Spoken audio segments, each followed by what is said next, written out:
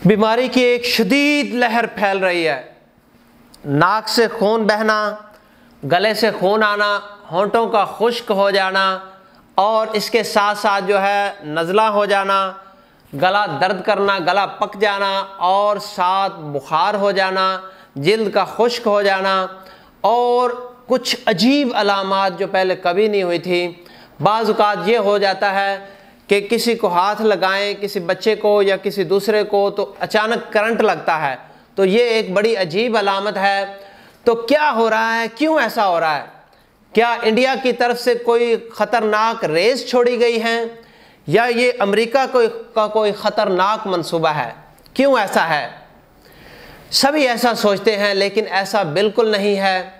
اصل میں ہوا میں نمی کا تناسب بالکل نہ ہونے کے برابر ہے، یعنی کہ ہوا میں نمی بالکل ختم ہو چکی ہے، جس کی وجہ سے گلا خشک ہوتا ہے، منہ خشک ہوتا ہے، منہ کا ذائقہ جو ہے، چکھنے کی حس ختم ہو رہی ہے، سونگھنے کی حس ختم ہو رہی ہے اور جو خون کی نالیاں ہوتی ہیں ناک کے اندر وہ خشک ہو کر پھٹ کے نکسیر پھوٹ پڑتی ہے، خون آ جاتا ہے۔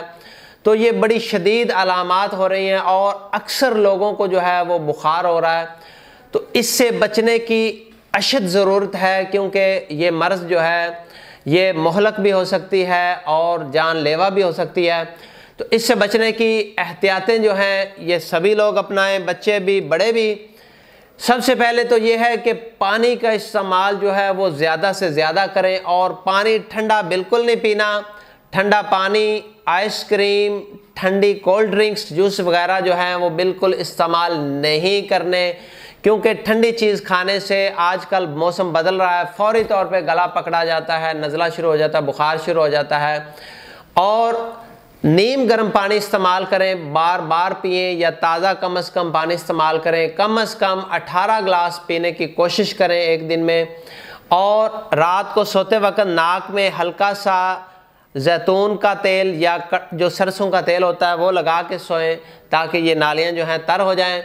اور اس کے ساتھ ساتھ جو ہے ماسک پہن کے رکھیں اور جو گرم تر غذائیں ہیں وہ استعمال کرنے کی کوشش کریں، جیسے کہ خشک میوہ جات جو ہیں، بادام، کاجو، پستہ وغیرہ، ان کا استعمال کریں تاکہ ہمارے اندر جو ہے وہ آئلی چیزیں جانے سے ہمارا آنتڑیاں اور ہمارا جو یہ ناک اور گلا وغیرہ جو ہے یہ آئلی رہے، خشک نہ ہو۔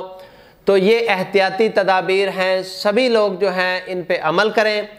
اور اس کے ساتھ ساتھ ایک بہترین میڈیسن جو ہے ہومیوپیتھک کی میڈیسن جو میں آپ کو بتانے جا رہا ہوں، 2 قسم کی میڈیسن ہیں، برائیونیا اور ڈلکا مارا۔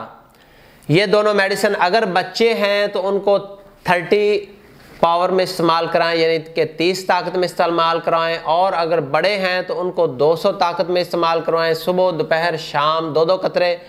تو اس طریقے سے اس میڈیسن کے استعمال سے بھی آپ اس مرض سے بچ جائیں گے، اور خاص کر جو آپ کو احتیاطیں بتائی ہیں وہ انتہائی ضروری ہیں۔ تو ان پہ عمل کریں اور اس مرض سے بچیں اور توبہ استغفار کریں کہ اللہ تعالیٰ کرونا جیسی مرض سے جس طریقے سے اللہ تعالیٰ نے ہمیں بچایا ہے، لیکن ابھی تو کرونا کا پنگا ختم نہیں ہوا اور نیا پنگا پڑ گیا ہے۔ تو لیکن بہرحال شکر اللہ کا، کافی حد تک کرونا سے اللہ تعالیٰ نے ہمیں بچایا ہے۔